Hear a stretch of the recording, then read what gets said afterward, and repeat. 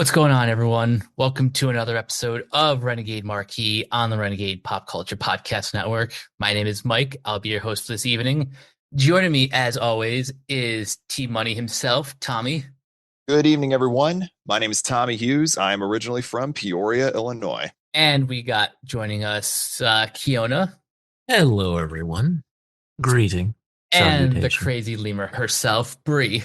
I'm back. And this is our final Oscar predictions. Last time we did one of these memo to the academies. This was before the nominations were announced. And now, since the Oscars are days away, or at least one day by the time this episode is posted, it's time to mark our predictions in ink. But before we get started, Kiona, there was something that happened on the day that we're recording this, a huge loss in the entertainment industry. Huge loss. Yeah. So earlier today, as of this recording, we discovered, or we heard the news, and I couldn't believe it when I first read it, that an actress, and I know her primarily from Buffy, a Buffy alum, Michelle Trachtenberg, was tragically and sadly found dead in I believe it was like a luxury high-rise apartment, and according to the report, and it was just devastating news, completely unexpected, out of the blue, and just made me just, God, I cried. This one hit. This hit hard. This was a Kevin Conroy style situation where it was so shocking and so unexpected, and you just don't really. It was hard to even comprehend it. So yeah, I know that she has acted in a ton of things, so this is not me like poo-pooing any of that or anything, but it's just that, like, for me personally, Buffy means a lot. It's how I met a lot of people that I'm close with now, and it's a very important show to me. So hearing that this loss happened today, it was just very, very difficult to, to really process it. So I personally would like to dedicate this podcast to her memory. And I just feel like there aren't really any words that I can say right now because it's still too fresh and too sad. She was great in everything that she played. She was fantastic, even going back to Harriet the Spy, for crying out loud. Mm-hmm. Yeah, I mean, that was my introduction. Going back to the Adventures her. of Pete and Pete. I mean, Oh just my like, God. I mean, she was a '90s kid entertainment icon. I mean, I remembered her So true. because she was on Figure It Out like a couple of times too, if I recall correctly. That's right. Yeah. Yep. Yeah. And of course, Eurotrip, later in her career, and Gossip Girl and everything, which I haven't seen Gossip Girl, but I mean, I saw Eurotrip, and I just know for a fact that anytime she was on screen, she was a wonderful presence, very talented individual, beautiful, and just a remarkable performer, and someone whose soul just shined. And to me, she'll always be little sis, she'll always be Dawn. I know that she wasn't, obviously, in real life, but in terms of like just the mark that she left upon me as that character, it's just very, very sad. She won't be in the reboot, to know that she won't, it's just so goddamn fucking tragic. And I'm still dealing with it. I'm still processing it. So, All right. So the thing about Michelle Trachtenberg is the character Dawn would not have worked at all if she wasn't a phenomenal actress, because that whole thing, like, if that character didn't work, then season 5 of Buffy just completely falls apart. And yeah. it's just sad. And the fact that she was in like a situation with the show's creator.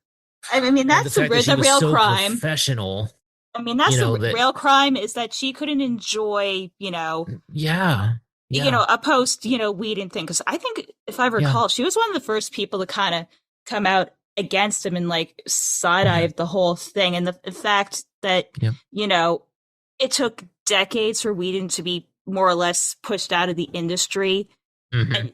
and she's Took a long not time. here is. I know.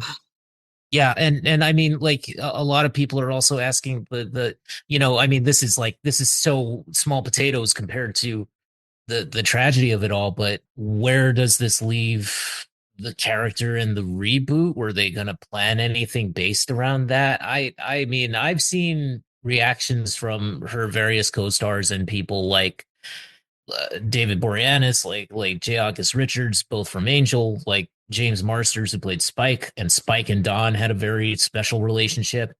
I have not seen anything yet from Sarah Michelle Gellar, which is not an indictment. I'm just saying that I bet that she is just feeling all of the emotions right now, and that's very, very difficult to deal with. And knowing that, it should be a happy time for Buffy fans, even with all of the, I know that some people have misgivings about it, but I feel like it should be such a happy time for us, like this is such a good thing that the show is coming back. It's a potentially good thing. And I've had positive feelings about it because knowing for a fact that the creative team involved is good, and knowing that Sarah Michelle Gellar herself is very much involved in it. I'm just sad that we won't be able to see Michelle in the new show. And I know that that's such a, ridiculous thing to be concerned about right now. It really is. But I'm gonna miss her presence on there. So Like Bree said, growing up in the 90s and mhm. watching a lot of Nickelodeon, she definitely will be missed. Yeah. One other loss I do want to recognize is Yes. Roberto Orsi, who passed away Yes. earlier this week at the age of 51, the same age that John Schnepp passed. So when I read that kind of hit me Yeah. a little It hard. hurts. Yeah. And he worked on a lot of things as well, and some films that I very much enjoyed. He worked close with J.J. Abrams, bringing back the Mission Hmm. Impossible franchise and Star Yep. Trek. Yeah. Did he and Alex Kurtzman also write the first Transformers film? Yes, I think they did do the The first one. first. Yeah, which was the best one of that particular era. Um, very much enjoyed that movie. Yeah, two huge losses in the industry this week. So I guess with that in mind, we are going to spend the rest of this podcast celebrating film. Oh, I have one thing to celebrate. We'll get to that. There we go. There it is. So before we get into the major categories, I want to just have a brief sort of rapid fire discussion about the crafts. The first question I'll ask is, Mhm. which movie do you think will walk away with the most gold? Tommy, I'll start with you. Oh wow, that's a hard one question. because I would say the most would be That's so tough. I'm torn between either Wicked or Conclave because of Yeah, I the have Wicked too, because I wouldn't be surprised if Wicked picks up most of, if not completely sweeps, like the smaller categories that it's in. I would not be surprised with that either, specifically in the cases of production design, editing. It has a decent chance. Well, not that I want to see it win editing because there were other films that were better at editing, but costume design, Mhm. absolutely. And then visual effects come pretty close as well. Yeah, I right now the only two locks are production design and costumes. Those ones Wicked just has in the bag. Everything else is more like a runner up. Like I don't see Wicked winning visual effects because that one, in my opinion, is going to Kingdom of the Planet of the Apes. Mm-hmm. It's Yeah, not I would going agree with that. it's not going to win score because score, as much as I want it to go to the Wild Robot, is going to go to the Brutalist. Mm-hmm. Mhm. I'm in like the same camp. I'm like, and We'll this get was to just that. so hard about like doing my ballot is you have to vote with your brain and not with your heart. And I just As much as I want, it's just I got to be a realist. So unfortunately, to a film that we will discuss later, I have to give them at least 2. So there's another category that I've had mixed thoughts on, and that's sound. This is another one where Wicked could win, but the one that I'm kind of leaning towards is A Complete Unknown. Really? Yeah, because this one really just in general, A Complete Unknown has kind of been gaining a lot more momentum than maybe it did at the start of the season. I could see that happening, though I wouldn't count out The Wild Robot either. I would love it if The Wild Robot won Best Sound, but that's sound editing. Not to cut you off, but that's sound editing alone, specifically in the falling action in the spaceship. That right there is nomination worthy. So I mean, honestly, like the sound category is like surprisingly competitive this year. Right? Yeah, it really is. Before we jump off, I just want to point out the reason why I went with A Complete Unknown for sound. They won the Cinema Audio Society Awards over last weekend, so that's why I went with them as like my. That's understandable. That's fair. So the next question I have is, of the 23 categories, which are the ones that gave you the most trouble? Like you have no idea what to pick, and it's just kind of shooting in the dark. Usually for me, it's usually the animated short films and like the documentary stuff, just because same. They're not really like, unless you live in like a big hub or like go to, most of the multiplexes don't get them. So I'm like, I just go probably how the majority of Oscar voters go. Choose whatever sounds the best. Yep. Oh, speaking of that, the dumbass voter thing came out. Did you hear about the thing with like Ray Fiennes? Yeah, I read that and I'm like, guys, what are we doing here? Explain to me what that was. I'll just explain it briefly. So on one of the anonymous ballots, 2 anonymous voters said, I'm not voting for Ray Fiennes because he already won for his work in Schindler's List. He did not win for Schindler's List. What? Honestly, that's like egregiously dumb. Like usually it's so like stupid. Yeah, I mean, I expect the normal ignorant stuff, like I was too busy, or I just let my kids pick it on the screamers. But this is like egregiously dumb.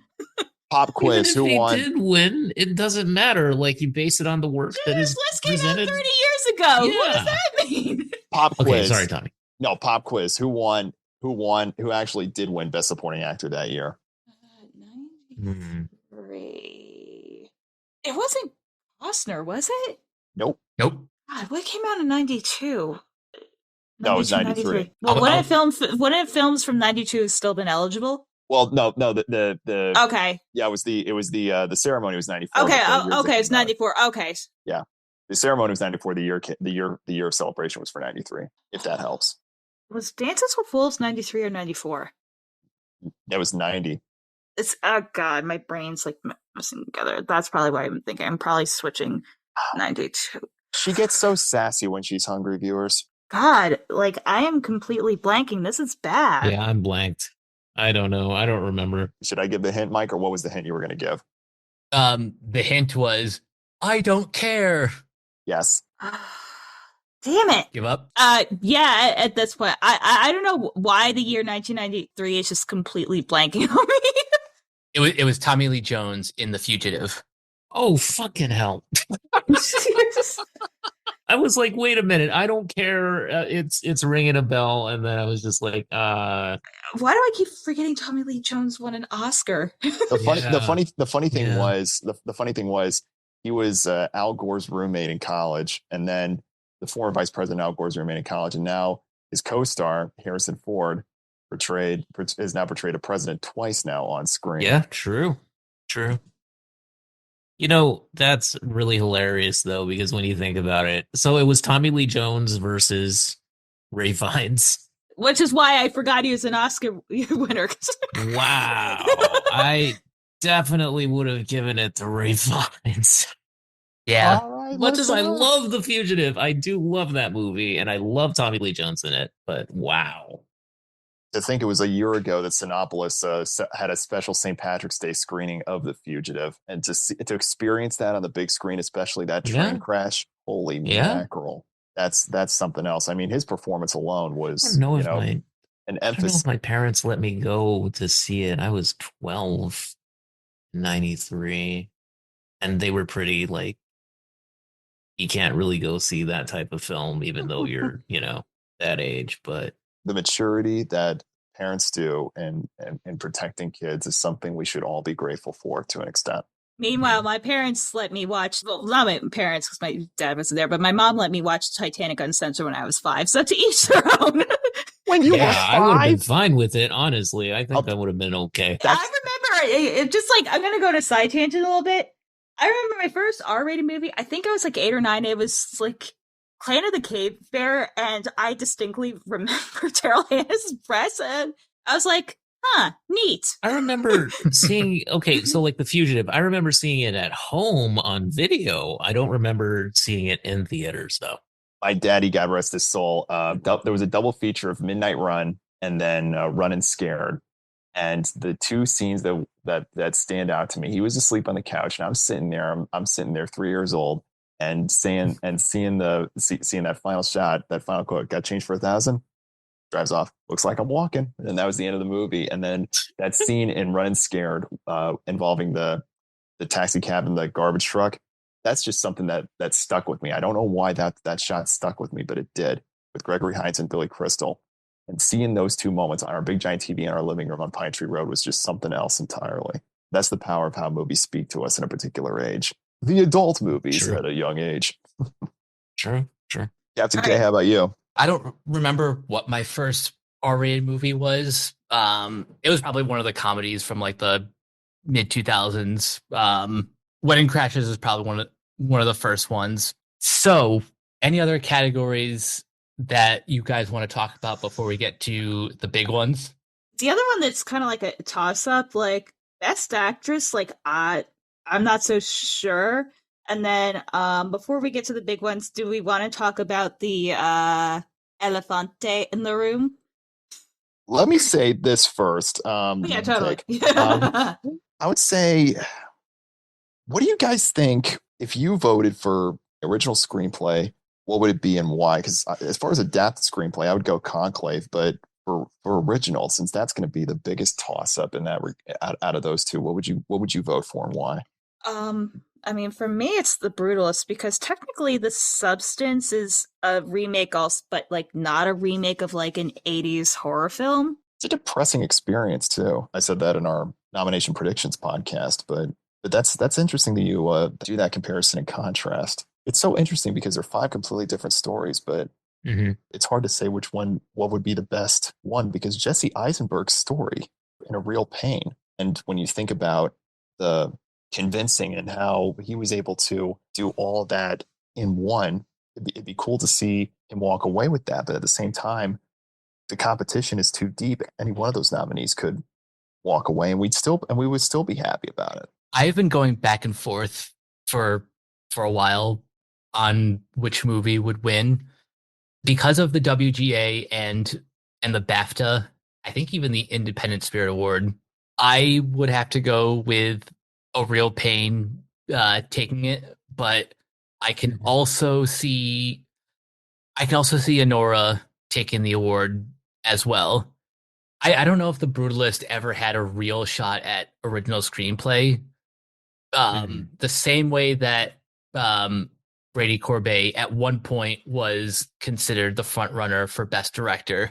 Well, here's my logic why I think it's going to be Best Original Screenplay, because I feel like they want to give The Brutalist like something like substantive, because I think like other than like Best Actor, it's pretty much, at least in my opinion, out in like the other major awards. All right, I see the logic there. I got thoughts on that, but that ties into to later on in this episode.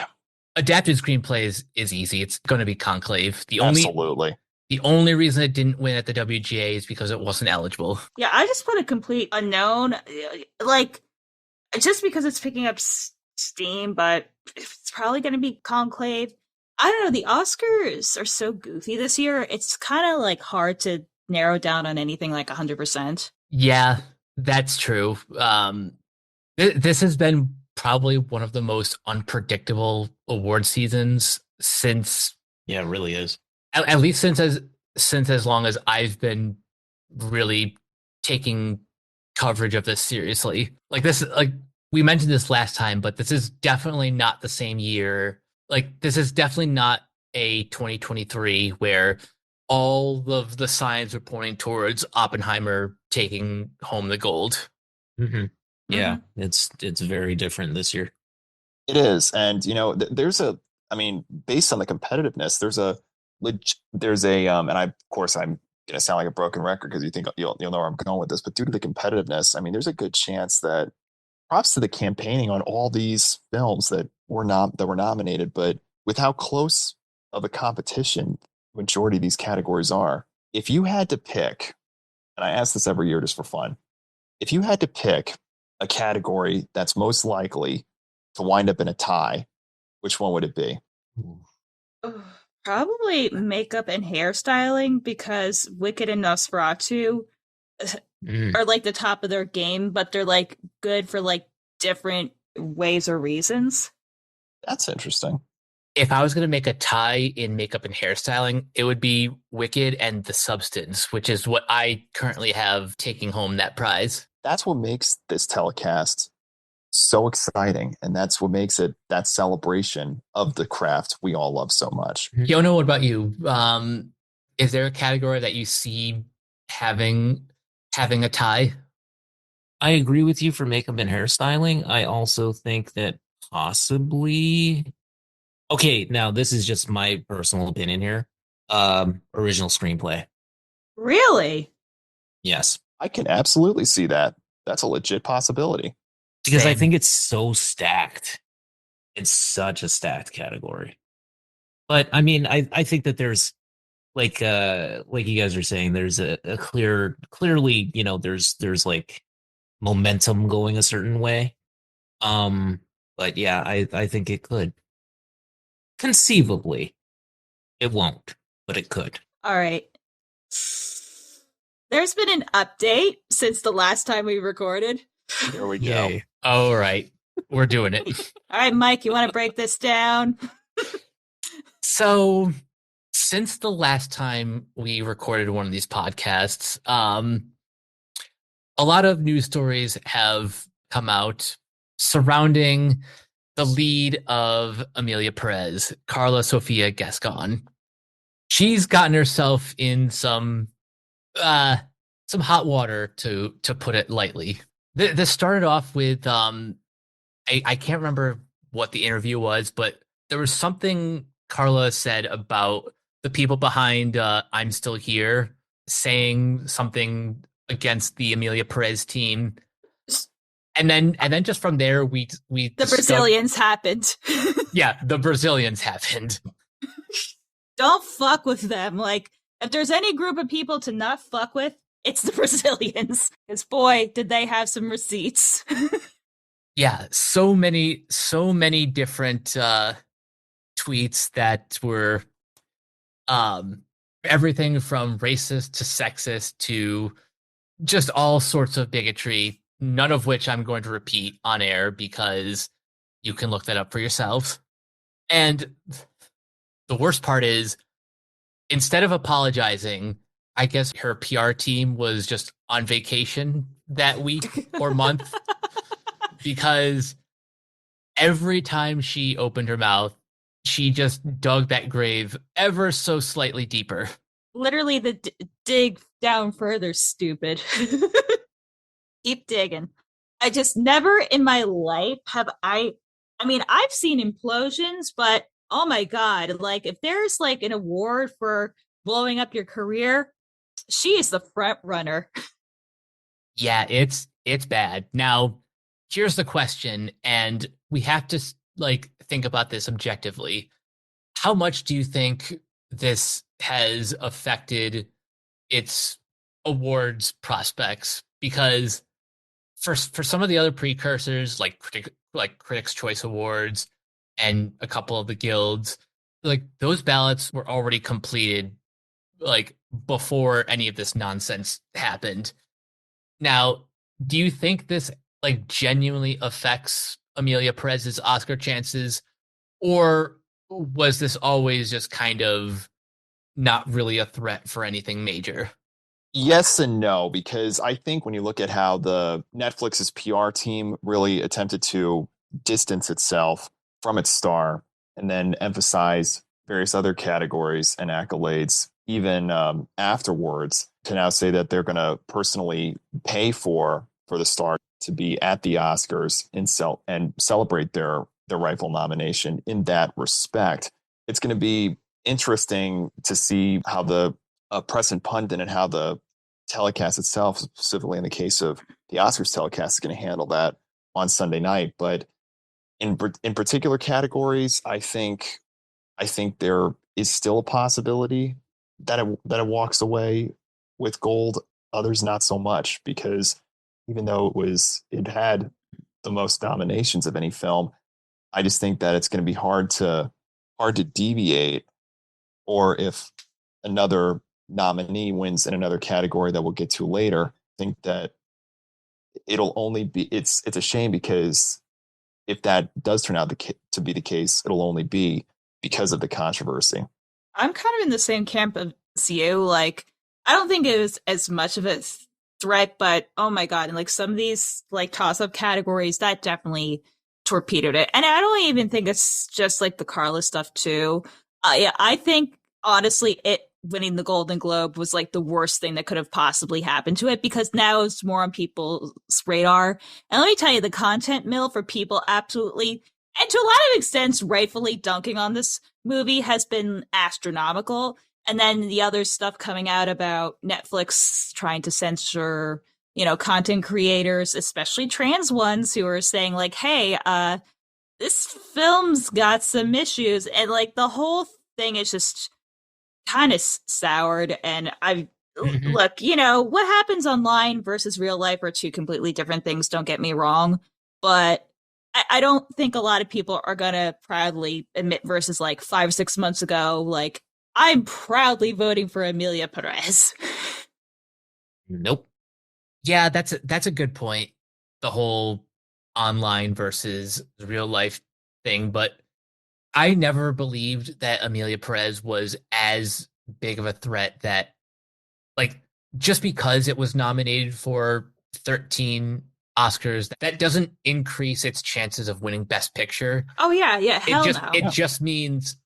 It really just means these are the categories that we feel, or maybe we felt, were deserving. And it's a genuine question of, is this a moment to separate the art from the artist in that regard too, especially with other individuals who were not involved in the controversy specifically? Well, for my opinion, art versus the artist, the art would have to be good.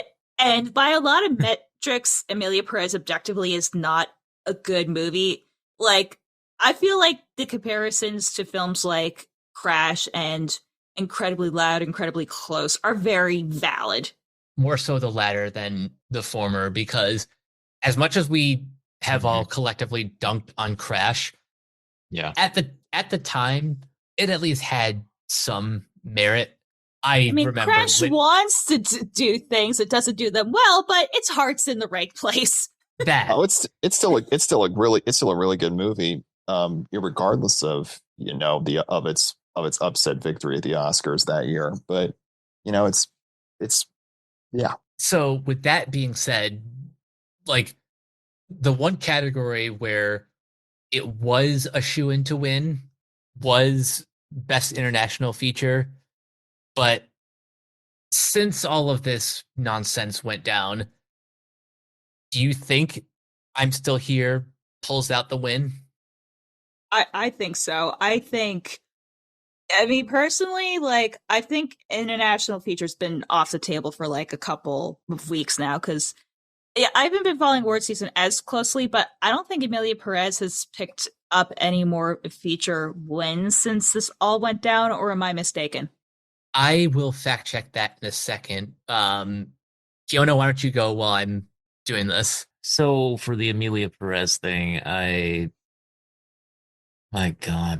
okay, so my sort of reaction when I first saw that it was nominated for a bunch of Academy Awards and stuff, and then I saw it on Netflix, and I was like, okay, I've vaguely heard of some kind of controversy about it, but I was like curious, and then I didn't end up watching it. Which is probably my fault. No, it was because of life, because I was just too busy with other things. And then we did the Zeroing Out episode. And that was when I learned what the hell Amelia Perez was. And it is awful on every level. Because at first what I was thinking was, oh, this sounds like, the same old controversy, because there's a plot about someone wanting to have an operation, wanting to be transition, and that's initially what I thought. And then all I have to say is rhinoplasty. Vaginoplasty.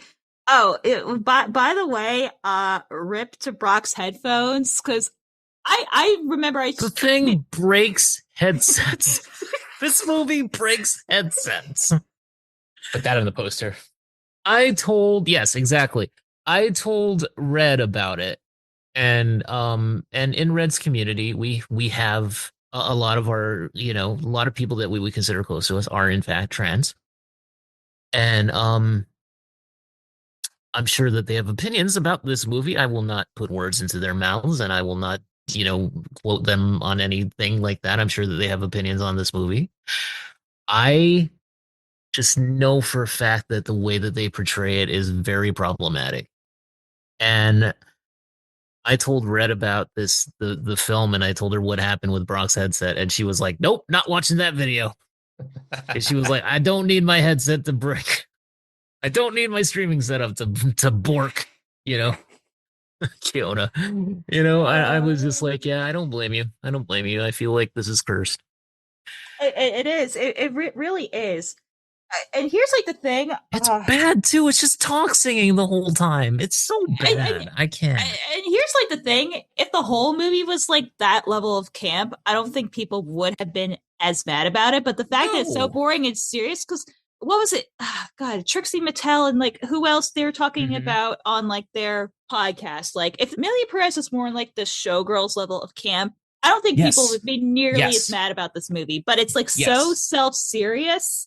And then, it's like, none of the other musical numbers are like that level of camp. Like, if the whole movie was like that, like Dr. Horrible Sing Along Blog, that like that kind of thing, people have been like, oh, okay, like I get it. If it didn't take itself so seriously and didn't portray itself as this huge, like, philosophical dissertation on that sort of topic, I think that we would all be a lot, more like just kind of like okay with it. But yeah, I don't know. I think it's hidden above its weight class, if you know what I mean. Oh, and we didn't even get to the part about like the Mexicans and like everything else. We didn't even hit that yet. Nope. Yeah, it's ridiculous. It is ridiculous. And honestly, one of the reasons why I'm looking forward to the end of award season is I never have to hear or talk about this movie ever again. Yeah, for real. Yeah, completely agree. I don't want to know about this movie anymore. But unfortunately, we're not done talking about it because it is allegedly the front runner to win 2 categories. The first one is Best Original Song. For those who want to keep track, the nominees are El Mal from Amelia Perez, The Journey, written by Always the Bridesmaid, Never the Bride, Diane Warren from the 688, Like a Bird from Sing Sing, Mi Camino from Amelia Perez, and Never Too Late from Elton John, Never Too Late. If Amelia Perez wins that, we're going to have to sit through 2 of those performances. My God. I don't think they're doing any performances. About that. They're not going to. No. Good. No, the universe is not that cruel. But you know what? It would be hilarious if the Journey won. Like if that's what costs Diane Warren to finally win an Oscar, that would just be fucking hilarious. Winning for a goddamn Tyler Perry movie. I I mean, honestly, like literally, like her B homework doing that. I mean, that would be an Oscars thing to happen. I wish it would happen because that would be fucking funny. But it's probably going to be Elmo, and that makes me sad because I had to circle that regrettably because I'm like it pained me to do so. I can't even all of my curiosity to see this movie is gone. All of my any kind of enthusiasm that I would have had is completely gone. I don't even want to watch the music from it. I don't want to hear it. And just it's dead to me, man. And this is the last time I'll say this because I still think it should have been nominated. Where the hell is Kiss the Sky? Oh yeah, that's bullshit. You're right. And as good of a song as Kiss the Sky was, it's the same thing. It's the same thing I said about Guillermo del Toro's Pinocchio. It both that and Even When I'm Not should have been campaigned heavily for best original song, and both could have been nominated, but that's neither here nor there at this point. Water under the bridge. Yeah, unfortunately. Yeah. It's might as well well, Captain, I guess this is a good time to reveal my selection for best original song. Yeah, you went with El Mal. That's right, I did. With inspiration stemming from Bollywood and rap rock, El Mal comes at a point of reflection, a hypocrisy of contribution, a moment where a story supporting character witnesses the title character at an event dedicated to helping others. Awareness on a deeper level. It emphasizes poison behind a mask shielding deceit. An achievement from both Clement Ducal and Camille. El Mal's impact and provocation of thought is something the viewer brings with them beyond the confines of their respective viewing location. That's why it is my vote for Best Original Song. I apologize for the listeners out there, but we have to keep talking about Amelia Perez because we're going to talk about Best Supporting Actress. So the nominees are Monica Barbaro from A Complete Unknown, Ariana Grande from Wicked, Felicity Jones from The Brutalist, Isabella Rossellini from Conclave, and yes, Zoe Saldana from Amelia Perez. I hate the fact that the supporting actor categories are the closest thing we have to a lock in the major categories, but unless a complete unknown really is like building that much momentum and somehow Monica Barbaro steals that award, I don't see how anyone else wins other than Saldana.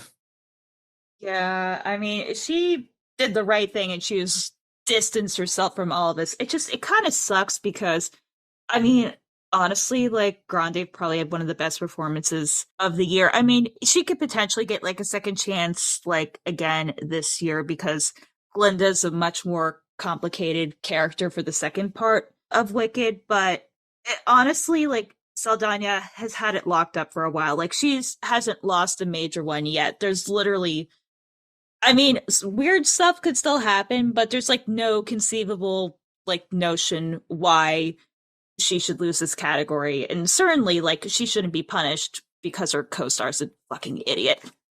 No, he shouldn't be. I mean, we can just pretend that she won for better movies like her role in the Avatar films or Gamora from Guardians of the Galaxy. Or if you're a fan, or I know this isn't a movie, but if you're a fan of Tyler Sheridan's TV work on Paramount Plus, I hear she's really good in Lioness. I love Zoe. I love her to pieces. I don't want her to win for this. Well, Captain, you might as well reveal who my vote would be to take home Best Supporting Actress. All right, Tommy. Why did you choose Zoe Saldana?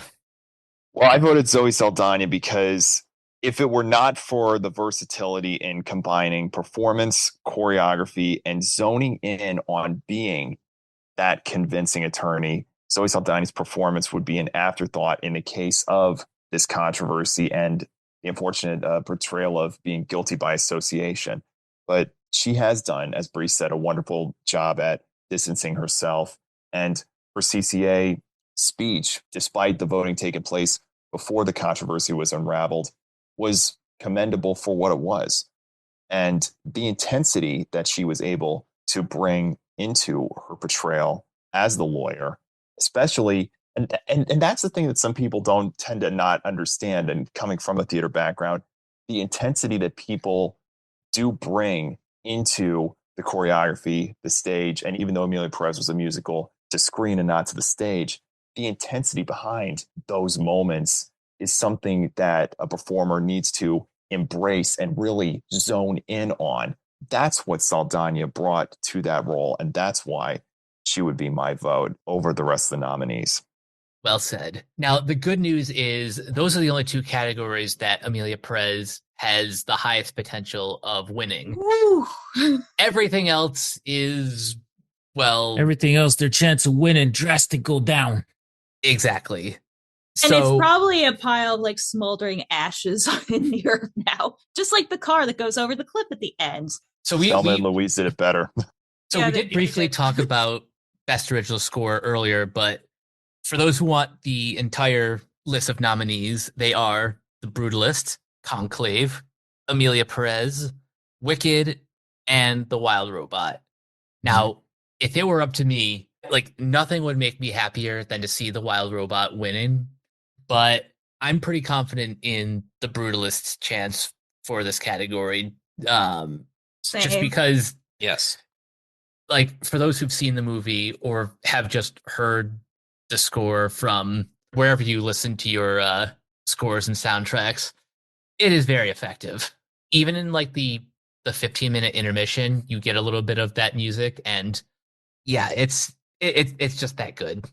Yeah. And you can tell how competitive of a year this is when movies like Conclave and Wicked are probably second and third place. Now, Tommy, I want you to state your case for why Conclave wins Best Original Score. When listening to the power behind music and the memorability it can have on the listener, none can be more impactful than combining the crafts of music with cinema. Such was the case with Volker Bertelmann's score for Conclave. It was the memorability of a simple melody that makes Bertelmann's score the most memorable of these 5 nominees. Bertelmann's elevation of making the melody memorable through the dialogue of Conclave's adaptive story flexes the music, emphasizing versatility through simplicity. Bertelmann could have gone down a cop-out route in a more religious-themed score through choral or organ utilization. Yet the utilization of a crystal bachet helped symbolize a leitmotif through Stephanie Fontaine's cinematography, one that brings to light the ideas of the Catholic faith and how one is able to look upon themselves in their responsibility of both free will and practice. Very well said. Very well said. Yeah, Tony. Thank you. Yeah, I mean, for me personally, I would hope Conclave, but I think The Brutalist. I'm being brutally honest. But I would hope for Conclave because I did really, really enjoy that movie and I did really like the score. Yeah, the score is really good. Really for all of those movies except for the one. Yeah. So for the next category, usually I've heard this from a lot of Oscar pundits that the Best Picture winner usually ends up also winning Best Editing. So the nominees are Anora, The Brutalist, Conclave, Amelia Perez, and Wicked. Right now, I have Anora taking this prize because this is one of those movies that Sean Baker wore multiple hats. He's the writer, director, and he edited the movie himself. So something tells me that may or may not help his chances in this category. The runners-up might be The Brutalist, despite it being 3.5 hours long. People need to understand that editing is more than just cutting a film down to a respectable runtime. It's not quite what they mean. And also there's an art to it. Yeah, there is an art to it. I would also probably guess that like third place would have been Wicked, just because of the way these musical sequences were edited, especially Dancing Through Life. Yeah. I would say with Wicked, I just don't see it as high of a chance as it would others, just because there were certain elements, and I had the same complaints last year about Oppenheimer, where you look at the clip editing and the sound editing together, and the unfortunate hit and miss of a character talking to another in one moment, and when you look very closely, their mouth is not moving, which is something unfortunate that happened specifically in the pre-title flashback of Wicked. So, but I would also add, Mike, I would say that Sean Baker's editing in Anora would definitely elevate his chances, though it is tough. It's tough between Anora, the Brutalist, and Conclave in that specific category, because all three of them could be deserving, but it would be cool to see Sean Baker take that prize home. I actually, for this category, I picked Conclave because I think well done film editing can add to the intensity of a film, even though it could just be a very dialogue oriented, very talky film. But the editing and the musical score can elevate it beyond that. And so I think for me, Conclave. Brutalist is also very, very good, but very slow. And Anora also would be high up on the list for that one. But anyway. All right, so I'm going to be a little bit controversial here. I think Wicked's going to take it. Not so much for like the artistic reasons, because I feel like most of them do deserve to be here, but here's my logic behind it. Are you guys aware of the controversy or of what happened when Wicked, when it first came out as a Broadway musical and that Tony season? Not off the top of my head, no. I only know who it lost to. Okay, so just Wait in the Wings did a good documentary video on it, but just to make a long story short, basically Wicked it came out, it was like, blah blah blah, got okay-ish reviews, but basically it was like the front runner to win it all, and they were like so sure, and they were like hardcore campaigning. And then there's another musical that also came out that theater season. It's a little show that you might know if you've been on the internet, a little show called Avenue Q. Yep. There was a campaign, vote for Avenue Q, and they were giving out buttons. It's like, it was this whole crazy thing, and they said vote with your conscience. So Avenue Q ended up winning Best Musical that year over Wicked, because a lot of people protest voted. So the irony, if Wicked the movie won more awards because people were protest voting Emilia Perez, which apparently going it with the more stupid Oscar voter things apparently is a thing that's happening. It's not just something that I'm fantasizing in my head, but it's like a legitimate thing that is apparently going down. I think that it would just be like hilarious and like just the best kind of irony just to see that. And you know what? For every like technical issues, I mean, there's been worse. I mean, God, Bohemian Rhapsody, like. Yeah, I forgot about that. What I'm saying is that basically, I think for the amount of technical things that even if Wicked's editing isn't perfect, I just feel like the amount of like time and like coordination, dealing with live sound, like sound mixing, like all the different elements that had to go together. That's kind of what I'm leaning towards it. Also, just to say, fuck you, Emilia Perez. Yep. Vote your conscience. I now realize, Bree, that the junior senator from the state of Texas is a fan of Avenue Q. Yeah. I can't hard to believe that was almost 10 years ago. But anyway. Moving on to one last technical award that I wanted to bring up before we move on to kind of our own little award. Best cinematography. The nominees are The Brutalist, Dune Part 2, Emilia Perez, Maria, and Nosferatu.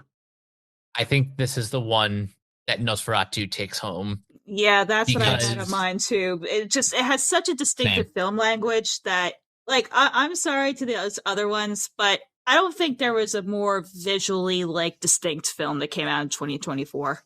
Mm-hmm. It's a beautiful looking film, absolutely, and I would also vote Nosferatu over The Brutalist just because the visual, the stunningness that is Jaran Blashik.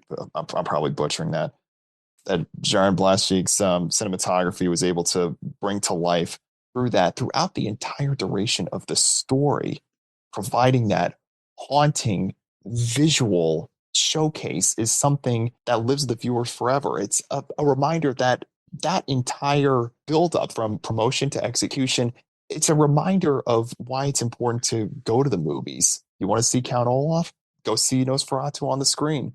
And it was so brilliant that they waited so long to reveal to the public. And the only reason people got to get that glimpse that didn't go to see it was through that Standy promotion. That was the big reveal from Focus Features. That was the big reveal. That's why we love this craft so much. Little moments like that. Yeah, what a great first reveal, by the way. So I believe last year we kind of had our own take on best casting. This time, because I really do think this award should happen sooner rather than later, it's time to pay some tribute to the stunt teams of all your favorite movies. So this is an award that the Screen Actors Guild does every year, or have started to do in most recent years. Now, their nominees were The Fall Guy, which won the award, Deadpool and Wolverine, Dune Part 2, Gladiator 2, and Wicked. So, Kiona, if you were to pick the movie that had the best stunt ensemble or stunt coordinators, which movie would you choose? I gotta go with them and say The Fall Guy, but for me personally, in my heart of hearts, Deadpool and Wolverine. Yeah, that's a solid choice. Yeah, in my heart of hearts, yes. But I think that the Oscars, if this were an Oscar category, they would be far too snobbish to give it to a comic book film. So, and especially one that is very much a comic book film, if you know what I mean by that. Yeah. Yeah, I would say that they would give it to something like The Fall Guy, which I would be fine with. But yeah, I just think I wish it would be Deadpool and Wolverine. If the Suicide Squad can win for makeup, Deadpool and Wolverine can win for stunts. Other Knucker. Bree, what about you? Honestly, I'm kind of in a similar camp to Kiona. I think SAG did get it right. Yeah. But yeah, it would have been cool to see Deadpool and Wolverine get it, because I do think that was also had some of the best stunts of the year. And then sure did. Yeah. Right. And then, and I'm saying this as someone who likes Wicked and had a surprising amount of stunts. But if we're thinking something that celebrates like stunts, then like The Fall Guy just seemed like the obvious choice for like a newer category. Is this the first year that they've done it, out of curiosity, or is this something they've done for a couple of years? No, SAG's been doing this for a couple years. Okay. But see, that's the thing, though. The thing that is that The Fall Guy is such an obvious choice. It's so obvious. They mention it in the film. That's why we give it to Deadpool and Wolverine, just to be like, you know what? No, we're not going to be that obvious. And plus, that fight in the Odyssey was amazing. The fight in the Odyssey. And here's other thing, just to give, like, I know people have like thoughts on Marvel and the MCU, but let's be honest, like Marvel's been keeping most of the stunt industry employed for like the last 15 years. So yeah, it's true. Yeah, absolutely. So to answer your question, Bree, this award for stunt ensemble began in 2007, and the first winner was The Bourne Ultimatum. Okay, that makes sense. The Bourne, we can't see a fight.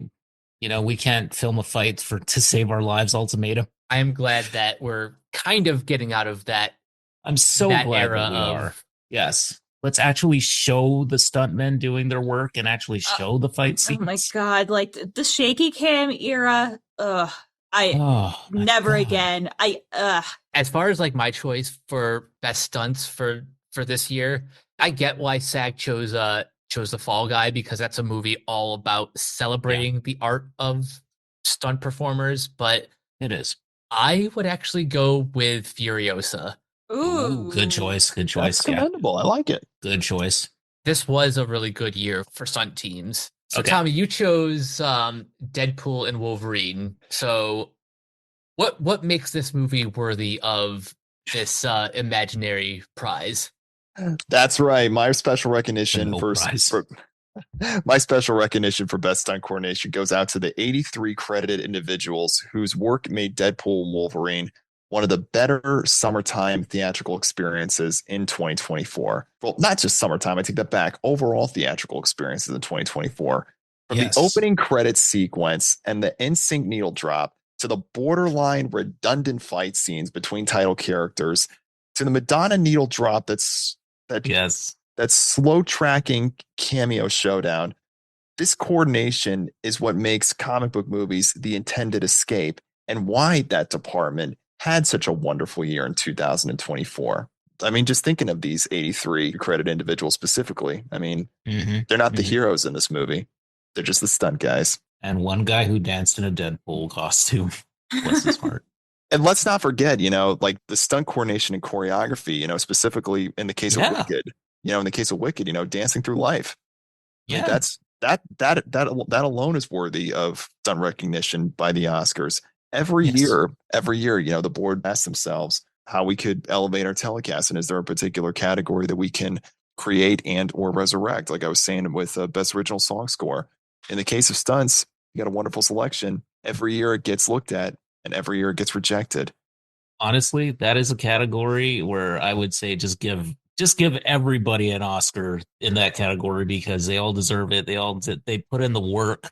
It's so hard to do. It's such a difficult job. People get hurt. Give them all the Oscars. Funny how Oprah's presenting this year at the Oscars too. Yeah, exactly. I hope she get an Oscar. I hope she makes a joke about that. Everybody look under your seats. There's an Oscar. It's our favorite things. Oh man, I wish that would happen. Honestly, that would be so funny. Same. You should see the gift baskets that everybody gets. Oh jeez. Oh my God. I mean, I would just go to the after parties, just like give me my free shit and just like I don't even care if I win. I'm like, just look, I'm just gonna sit under a table, be real sloppy, drink champagne, and just go through my goodie bag. I'm like, fuck the actual Oscar. Hello, KTLA. Can we get a press pass this year? We're Renegade Marquee. No. Moving on to our next category, Best Actor in a Supporting Role. So we have Yura Borisov for Honora. Yep. Kieran Culkin for Real Pain. Edward Norton in Complete Unknown. Guy Pearce in The Brutalist. And Jeremy Strong in The Apprentice. This one's going to Kieran Culkin. No debate. This is probably even more so than Saldana. This is like the most locked award that has ever been locked. That being said, I could see a scenario where Honora picks up some more steam and a Yura Borisov kind of sneaks in with the win. Or because we did talk about the possibility of a Complete Unknown being a lot more favorable within the guilds than critics groups, I could also see Edward Norton pulling the upset. But for now, I feel pretty confident in saying Kieran Culkin is going to win. Yeah, if it was a different year, I'd be like, maybe Norton has a chance, but I'm like, nah, it's just like, it's one of the few things in my life that I've ever been so 100% sure on. I'm staring at an article title right now that just says Guy Pearce declares he's not going to win at the Oscars for The Brutalist. Kieran Culkin will win again, quote unquote.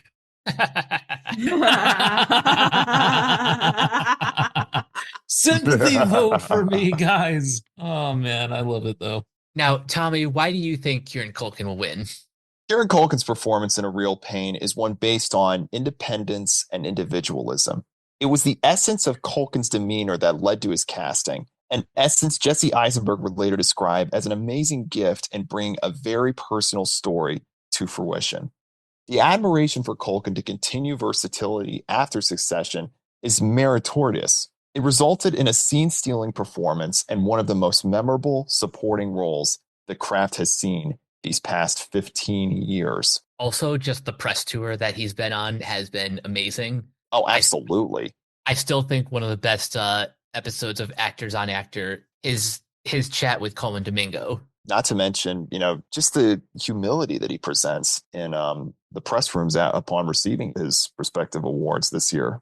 It's just incredible. Now, speaking of Domingo, let's talk about Best Actor in a Leading Role. So the nominees are Adrian Brody in The Brutalist, Timothée Chalamet in A Complete Unknown, Coleman Domingo in Sing Sing, Ralph Fiennes in Conclave, and Sebastian Stan in The Apprentice. I am honestly pretty shocked that Chalamet won the SAG award because I was convinced up until the 11th hour that Adrian Brody was just a lock, and he could still win the Oscar because that's just how it works sometimes. I remember the year That's how they roll. I remember the year that Chadwick Boseman was nominated for Ma Rainey's Black Rain, and they structured the Oscar like they Oh yeah, that was horrible, and I feel so bad for the person who was like planning the ceremony. Yeah, because they structured the whole ceremony to end with Best Actor to pay tribute to Chadwick Boseman, and then it turned out Anthony Hopkins won, and he wasn't even at the ceremony.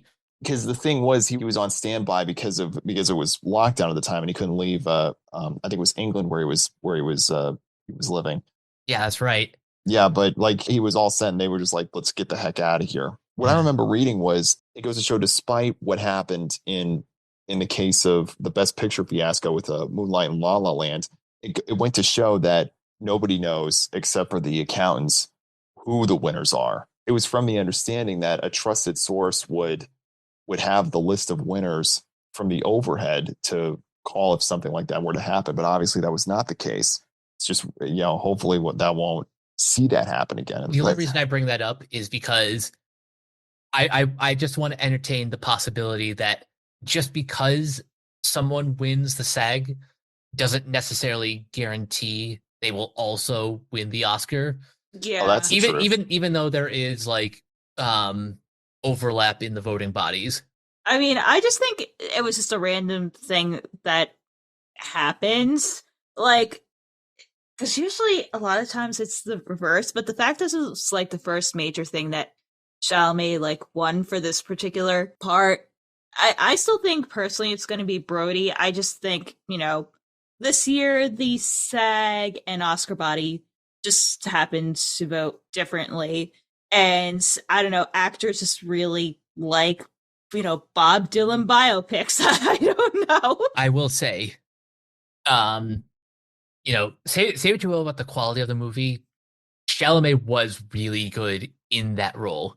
I never got around to seeing The Apprentice or Sing Sing, so I can't speak on the quality of those performances. I will try to catch Sing Sing before the broadcast of the Oscars, but just in any given year, any one of those five would honestly make a great winner. So Kiona, who would you want to win, or who do you think will win Best Actor? Want to win? Ralph Fiennes. Who I think will win? I would love to say Ralph Fiennes. And like you said, it's five terrific actors. I think they all deserve it. Honestly, Coleman Domingo, his time will come. I think he's an excellent performer. It's kind of a toss up there. I think it's going to come down to, well, obviously the three of them. It's going to be Adrian, Timothy Chalamet, or Ralph Fiennes, and I would hope it's going to be Ralph Fiennes, but I think it's going to be Adrian Brody. All right, Tom. Why do you think this Oscar goes to Ralph Fiennes? I was torn between Ralph Fiennes and Adrian Brody, but I went with Ralph Fiennes because coming from an upbringing rooted within Catholicism, the journey that Fiennes' character finds himself in is one that centers around not only crisis, but strength. A moment in the rising action through the form of a homily becomes one of the film's most memorable. And that moment, not only does that moment emphasize the ability in Fiennes' performance, but it sets the tone throughout the journey the viewer is about to embark on through the rest of the story. An encouragement of embrace in a time of leadership and doubt, and the responsibility in embracing uncertainty, no matter the challenging circumstance. Trusting God's will in the journey through it all. That's why Fiennes would have my vote.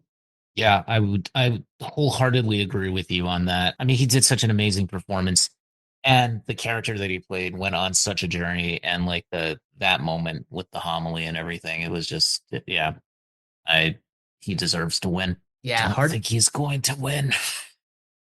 this it's so tough because like I hate it. I hate it here. But you know what? I think that honestly, though, I mean, I just wish that it would be him because I think his time has come. I think that he deserves an Oscar. When is he ever going to get it? It's getting to the point of being ridiculous, but we can rest assured though that performance is one of the best and most memorable of this entire Oscar season and this entire past year. I will agree with that, but the next category also has some pretty memorable performances. Best Actress in a Leading Role: Cynthia Erivo in Wicked, Carla Sofia Gascon for Amelia Perez, Mikey Madison in Anora, Demi Moore in Substance, and Fernanda Torres in I'm Still Here. This is super torn on this. Yeah. Same. I've been going back and forth on this for a while. It's honestly the BAFTA win for Mikey Madison that kind of threw me for a loop. Again, going back to what I said at the start, this has been one of the most unpredictable Oscars or just award season in general. You can't take any win from like the precursors for granted. Like nothing is over until March 2nd. Yeah. So with that being said, I'm going to plant my flag on Demi Moore. Same. Yeah, that's fair. That's fair. Personally, would like it to go to Mikey Madison. Yeah, I just honestly, I feel like it's a two-way race between Mikey and Demi. Like as much as I love Cynthia, I think at this point, but man, what a tough category this year. I would be okay with Cynthia winning as well. Yeah, Cynthia's performance was just so good that in a weaker year, that would have been the performance to win. Yeah. Just because like between her and Ariana Grande, those were like the top two reasons why Wicked was as successful as it was. Yeah. Yeah, I mean, I don't think, because Wicked is like such a beloved property. Like, I don't think if it was for those two and like perfect casting and really the entire cast, you could tell that it was made of people who loved the show, respected the show. Like, this was not a paycheck movie for them. They truly wanted to make the best possible theatrical adaptation of a beloved show that they could make, which honestly is surprisingly rare when it comes to adapting these things, where half of them are either vanity projects or, make it more mature and like sophisticated and just forget that it's musical theater and just, forget how to story tell. So, but yeah, it's yeah. So, Tommy, I have to ask, what did you mean by All Eyes on Pennsylvania? Well, Captain, when I was growing up 25 years ago, there was a site in November that said all eyes are on Florida. As time progressed, all eyes focused on Pennsylvania and how that state would play into the respective presidential race. So, because of this, it could go one way, it could go another. And so, going back to 25 years ago, that state wound up being Florida. And so, with all eyes being on Pennsylvania, it could only mean one thing. Could go this way, could go another way. And so, 5 simple words best describe the best actress race this year.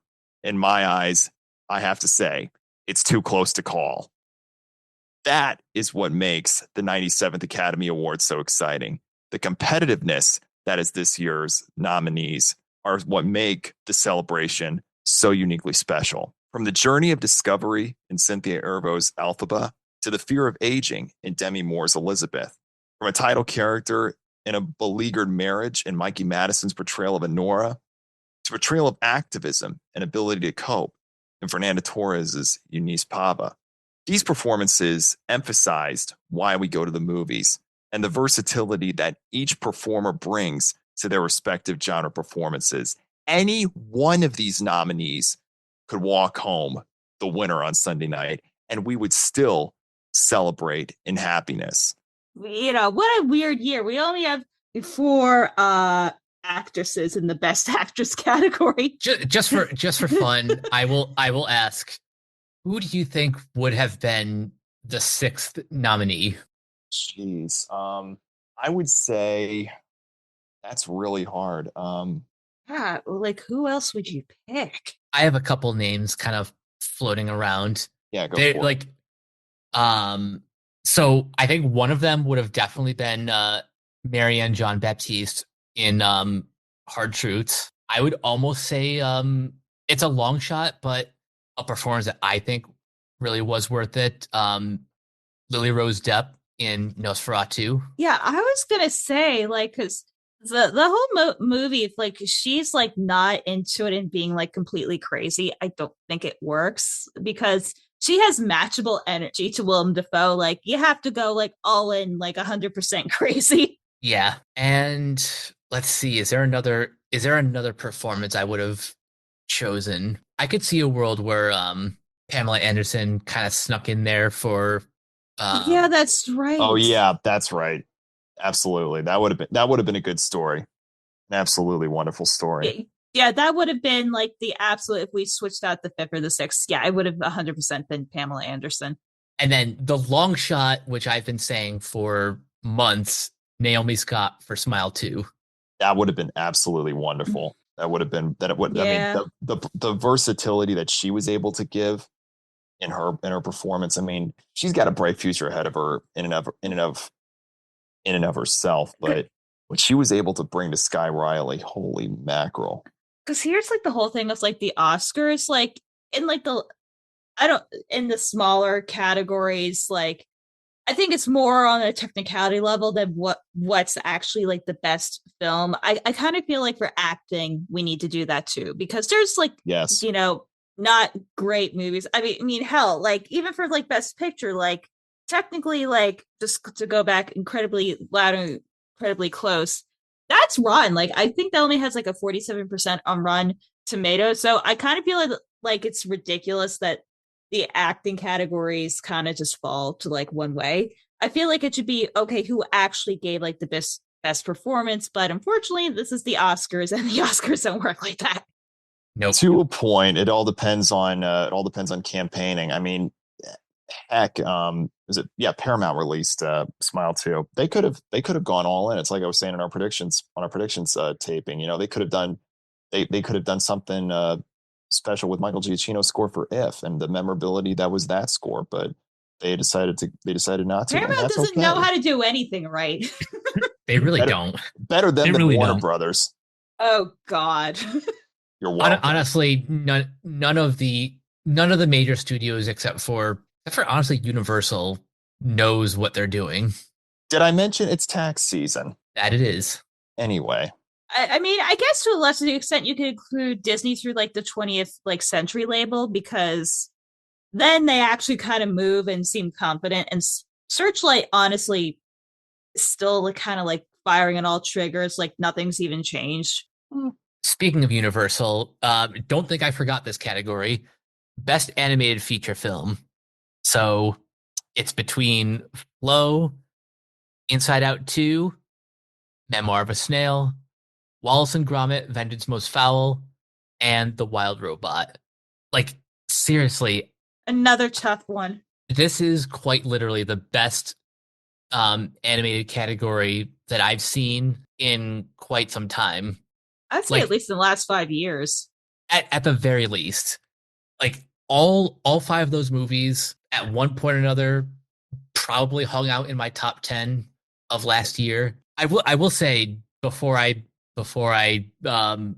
write down in ink my choice, it is very surprising how Inside Out 2 has won absolutely nothing. It really is kind of incredible. I mean, I liked Inside Out 2 well enough.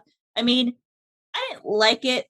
I mean, I guess I slightly liked it less than the first film, but that's more of a preference thing, not really on the technicality of like the actual film itself. Because I feel like it was different enough and it wasn't doing like a retread. It just, it's still, family like geared movie. So the amount of things that you can do with it, like there's just other things I like more. It's not a bad movie. It's still one of the best movies that came out last year.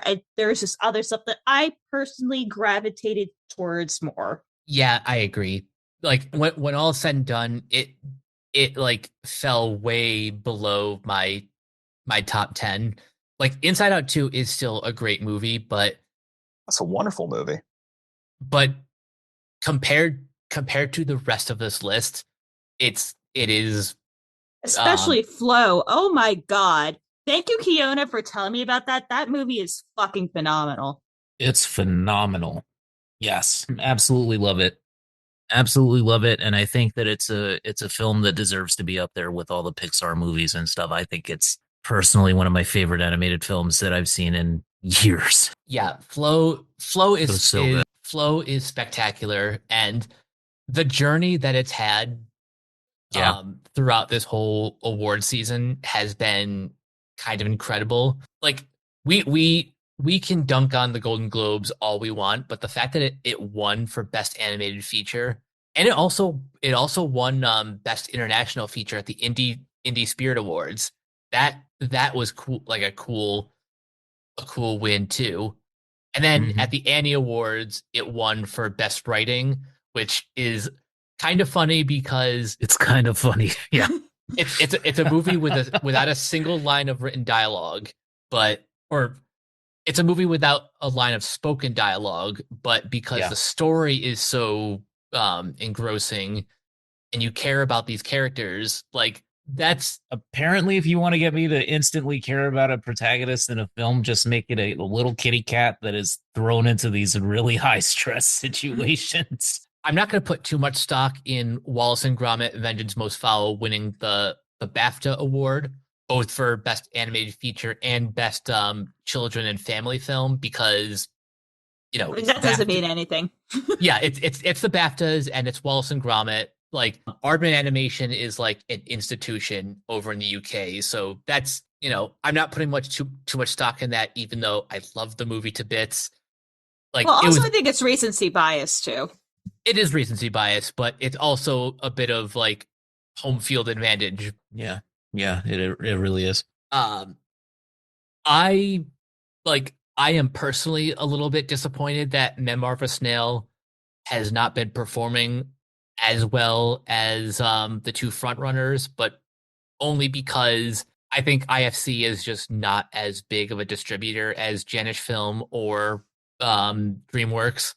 So they just haven't been as visible in like these major awards. But rest assured, Memoir of a Snail is still a fantastic film that if you're a fan of Adam Elliott and his previous film, Marion Max, then you need to see this as soon as possible. But I have to make a hard stance, and while Flow has been cleaning up a lot of the critics groups, The Wild Robot is going to win.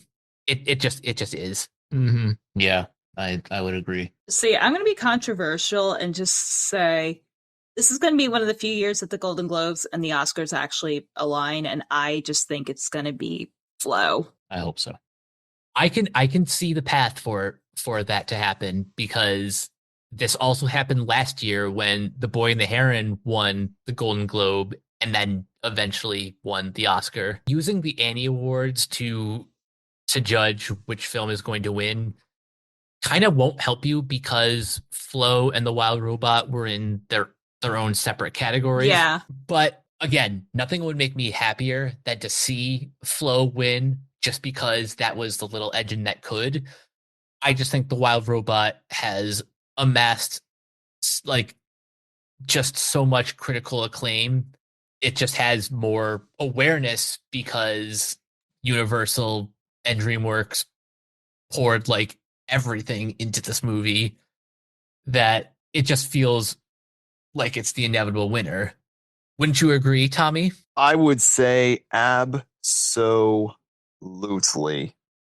The Wild Robot has been an emotional journey for me ever since seeing its original teaser trailer. Witnessing that teaser before a screening of Kung Fu Panda 4, it was the type of teaser that told the viewer that they were set for something special. The combination of in-house animation from DreamWorks, adaptation from Chris Saunders, and an all-star voice cast led by Lupita Nyong'o provided one of the most emotionally charged experiences the cinematic craft has seen this decade. Reminiscent of that scene on the spaceship, the first thing I did upon returning from the theater was call my mom. It is the same thing I plan on doing should The Wild Robot be called winner of Best Animated Feature on Sunday night. Nice. Yeah, I think it's going to be The Wild Robot for sure. But I wish that it would be Flo. We're down to 2 more categories, and these are the big ones. Okay. So for Best Director, we have Sean Baker for Anora, Brady Corbet for The Brutalist, James Mangold for Complete Unknown, Jacques Audiard for Amelia Perez, and Coralie Farge for The Substance. Oh, the tough one. I love how you just said Jacques Audiard. Like, it's like with just the most highest levels sustain. At least we're consistent. Yep. Amelia Perez is like it's the Voldemort of this podcast. Not just this podcast, our entire community. We're just like, no. You know what it feels like? If you have ever seen part 5 of JoJo Golden Wind, where they're like drop kicking and beating the shit out of this like one random dude, like that just feels like us with Amelia Perez. So I have to ask both Kiona and Tommy, how do you guys feel about Edward Berger missing out on Best Director for his work in Conclave? I would say that just showcases the level of competition that was Best Director this year. It was as good of a direction as he did. It's not something that I would have selected. Did he deserve to be shortlisted? Absolutely, but it's not somebody that I would have chosen over somebody like a Denis Villeneuve, for example, for Dune Part 2, or even something along the lines of a John M. Chu. You know, it's just, I think there are other directors worthy of being nominated over the sword, but it's tough because simplicity was key over something in the vein of the epics that were the former that I just mentioned. But this just emphasizes the campaigning and the ability. A question of studios and their respective campaignings is, what are our chances? Better our chances be in a particular category over another? This year was like really competitive in the director category. I'm just personally happy that that Coralie Farge got in for The Substance, because I think she is probably one of the most exciting filmmakers working today. Her and Brady Corbet. But for me personally, I think ultimately this is going to go to Sean Baker. Yeah, that's what I chose too. He's been paying his dues over it's his time. It is his time. He's been paying his dues for at least the last 10 years, like really making a name for himself in the indie scene and slowly creeping up his way into like the Academy. And I think this is his year. So what you guys heard was Tommy and everybody taking the high road. I'm going to say that we have nominated for directing Anora the Brutalist, Complete Unknown, Amelia Perez, and The Substance. One of these things is not like the others. One of these things is not a good film. Conclave should have been nominated in place of Amelia Perez. Oh, absolutely agree. Yeah, like that's not even up for debate. That's not even. I mean, that's hell, I would have controversial opinion. Hell, I would have put Chu in there like over Perez. Yes, absolutely, because it sucks. Anyway, I picked The Substance for myself personally, but I think it's going to go to Sean Baker, like you guys do. Yeah, I think for Anora for sure. Yeah, I mean, I wish The Substance would win for best directing. Like, that's what my heart wants, but what the reality is, and this is no diss against like Sean Baker, but I mean, this is just unfortunately a lot of the times how the Academy works, you know, for directors who, you know, aren't dudes. But yeah, Anora is still a phenomenal film, and honestly, Sean Baker deserves his flowers. Agreed. So it's time. It's time for the big one. So our nominees for Best Picture are Anora, The Brutalists, A Complete Unknown, Conclave, Dune Part 2, Amelia Perez, I'm Still Here, Nickel Boys, The Substance, and Wicked. Before I crown a winner, I have to ask, is there any chance that you see a movie like I'm Still Here or Wicked pull an upset? I mean, it could happen. I don't think it would, even though that would be awesome. If anything, the one thing Wicked has going for it, like, because I was looking over at the Gold Derby rankings, like, it is surprisingly in a lot of people's like top fives. So I definitely think it's going to get in the higher end with voting a lot higher than people knows, but we don't actually know the voting results of the Oscars. But anyway, I guess if there's a vote canceling out, it could happen. But I think at this point, it's probably going to be like Honora. I think it just has the juice, the gas, and it's just gonna keep on trucking. Agreed. I have been going back and forth on my pick for a while. In fact, I even said in my Letterboxd review that I think Conclave like is going to win. I kind of said the same thing back when I saw Spotlight way back in 2015. I just kind of said like right after seeing the movie, I think that's winning Best Picture. And then lo and behold, that won Best Picture. I'm pretty sure it also won a screenplay award. Let me just confirm that. Okay, yeah. Spotlight won Best Picture and Best Original Screenplay. The only difference is that Conclave is winning for adapted, but that's besides the point. I'm saying that Conclave is going to win, but I can also see Honora taking it because Honora has won the WGA for Best Original Screenplay. It won the DGA for Best Director, and it won the PGA for Best Feature. So it has a path. If we were still talking like a few months ago, I would have seen a better path for The Brutalists, but I think that movie I think it just lost momentum. Yeah, it lost momentum and it peaked way too early. Yeah, but I agree. For me, I think it really comes down to Honora versus Conclave. Yeah. Well, what about A Complete Unknown? What if that wins? Ooh, there have been some pundits who think like A Complete Unknown is like a dark horse. I don't agree with that, but stranger things have happened with the Academy. Now, we all kind of have our picks, but Tommy, why do you think it's going to Wicked? My vote would be for Wicked because it would be the icing on the cake in the lasting legacy of positivity that was the cinematic craft in 2024. When one looks back in celebration, the elevation of fantasy that is John M. Chu's adaptation of Stephen Schwartz and Winnie Holzman's 2003 musical will hold a cultural significance, the same significance that its original source material brought to the cinematic craft 85 years prior. From the first glimpse of the visual effects at Super Bowl 58 to the classic Universal title card in the film's opening moments, this significance that Wicked has provided not only to cinema, but pop culture as a whole is something that would live with us forever.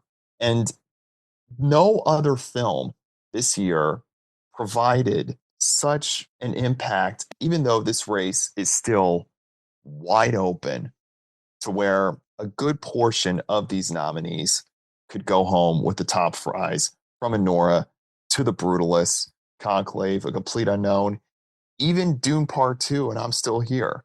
Wicked held a significance that has been seen in the vein of a Harry Potter and the Sorcerer's Stone, a Star Wars.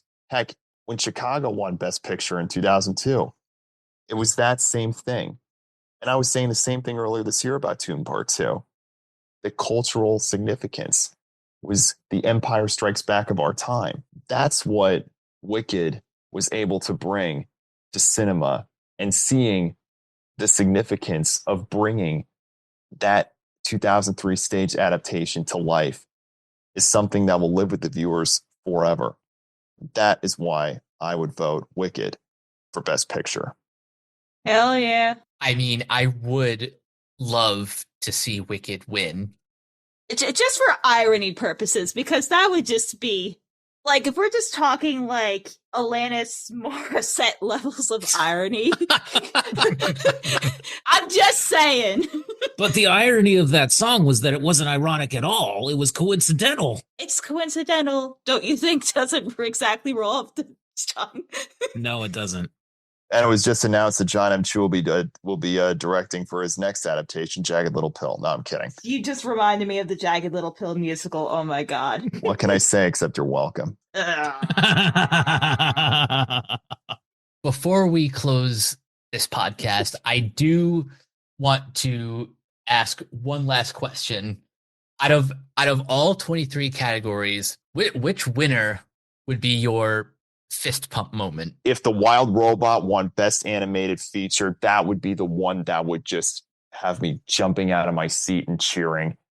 I would probably get as emotional as I was throughout not only the entire film, but the spaceship scene as a whole. And I would immediately pick up the phone and call my mom. That's the best way to describe it. That's how powerful of a film The Wild Robot was to me this year. That's the impact it left on me.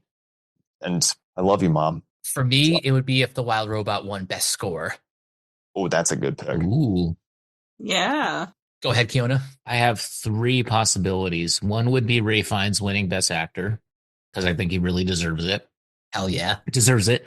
And if Mikey Madison wins Best Actress in a leading role, I think that would be a pretty cool moment. But I think really the one that would get me is Flo winning Animated Feature. Yeah. Yeah. I'm kind of torn because between fantasy versus reality. So I'm going to kind of split this into 2 questions. Like, this is the fantasy. This will probably not happen. I would just lose my shit if Wicked won Best Picture. But if we're talking in the more obtainable reality, I think for me, I'm kind of Kiona. I think Flo winning Best Animated Feature would be pretty sick. Or even if it somehow did Best International Feature, like, honestly, if it did International Feature, again, this is more of kind of like a fantasy, like, wish fulfillment. That would be sick as hell and just really put animation on the map if it won Best International. Oh, that'd be cool. I need that to happen. I'd be down for that. It's possible. I never back winners in the animated feature film, though. That's the thing with me. Last year, I was going for Across the Spider-Verse. I really wanted it to win. Although Boy and the Heron is also very good. I feel like Across the Spider-Verse, again, going against Miyazaki is hard, but like not impossible. The only reason I think Across the Spider-Verse didn't win is because it won the first time. They're like, oh, why are we giving to it again? It's kind of like the reverse Lord of the Rings effect, where it took Peter Jackson until Return of the King to win all the awards, but this time, like, the Spider-Verse movies were like, okay, we gave you the win for Into the Spider-Verse. Across, you're just be happy you're here, even though it won like 1 million Annie awards. Yep. That concludes our final Oscars predictions. I gotta say, I am very excited to see Conan O'Brien host the ceremony. Oh my god, so this is like the most excited I've been for a host in like years. I want him to just completely just go. Because here's the thing. Because here's the thing, even like bad or mediocre Conan is still like infinitely better than anyone else. Yes. What would be a good bet that we could make in regards to how Conan's hosting gig is going to go down? I think he's going to do a couple things like I mean, he needs to bring Andy up there at some point. I think that's going to happen at some point. I'd say Sona over Andy. That's just my belief. I could go either way. Yeah. That'd be good. Over under. Will Sona make a cameo? Over. Absolutely. I still think we were talking before we went on the air of how of Wicked opening the show, reminiscent of how Queen opened the Oscars in 2018, and I think that it's a big missed opportunity that Conan would not do a musical number. I mean, he's not Jimmy Fallon, but it would be a big missed opportunity to celebrate. Just put him in a Dorothy or Alphabet dress. It's good enough. Yes. For the love of the Lord. Do it. I don't know about that. As long as they don't do that weird shit. What was that, the 1990 Academy Awards, where it was like fairy tales on meth or whatever the hell that was? No, that was Snow White and Rob Lowe, and that was 1989. No, it was Also known as My Thursday Nights. Kidding. My vey. No, my the big one in 1995. I think you were thinking of the year, Brie, that Pierce Brosnan hosted that fashion show with the costume design. No, I was thinking of the Rob Lowe bit, but yeah, the costume design. I'm just talking about like bad stuff, like. Oh no, yeah, no, like the 1989 ceremony is like just a unique brand of awful. Like it's consistently in like top 10 worst things that happened in the Oscars list, and honestly, it might still be in the top 5 if it wasn't for the Moonlight La La Land fiasco. Yeah, like it was Rob Lowe was on James Corden, and Antonio Banderas was also the guest that night, and is also the guest that night. And he just made that comment. I remember being there, and Rob Lowe was like, "You were there that night." Gets so much slack about it. It's like it's the Konami E3 2010 press conference of Oscars. Oh, 1 million troops. At least Jesse Wellens is not hosting it. Ooh. Oh God. Jesse, I'm just messing with you. You know I love you. All right. I think that's enough insanity for tonight. Yeah. We will. I don't know. Something crazy could happen when this comes out on Saturday. Down at the harbor. We'll see. But until our next adventure, Bree, where can everyone find you online? Well, you can find me on Blue Sky at crazylemur.bskysocial, or you can find me on Instagram at lemur'srule1. I'm also around on Discord, and if you want me to haunt your dreams, I will most certainly oblige. And Kiona, where can everyone find you? On the Instagram and threads at Neoplasmic81, on Twitter at Neoplasmic24, and on Twitch and Blue Sky at Neoplasmic. And Tommy, where can everyone find you? You can find me on X at T_Q35, YouTube, Instagram, Letterboxd, Snapchat, Linktree at the T-Money35. Be sure to check out my second Instagram dedicated exclusively to cooking at the T-Money35. And if you're looking for a fun and affordable way to spend the weekend with your little ones, the month of March at Sinopolis features our $5 Kids series, here to make Saturday and Sunday mornings extra special. The month of March is bringing you a lineup of family-friendly films that will have kids laughing, learning, and enjoying time together with the whole family. March 1st and 2nd, we'll see Migration. March 8th and 9th will feature screenings of Trolls Band Together. March 15th and 16th will feature The Bad Guys. And March 22nd, 23rd, 29th, and 30th will feature screenings of Snow White. Tickets are just $5 a person, an unbeatable deal for a family outing. Be sure to select your location and grab your tickets early to secure your seats. We cannot wait to see you and your family at the movies for our kids series, allowing families to make magical memories together at Sinopolis Luxury Cinemas. Apologies to Matt Donato. We ran out of time. And you guys can find me on various social media sites at Captain K42. You can check out my quick thoughts on letterboxd.com/CoachK42. And you can follow Renegade Pop Culture on Facebook and Blue Sky at Renegade Pop Culture. You can also find us on YouTube, on Podchaser. Consider supporting our Patreon at patreon.com/Renegade Pop Culture.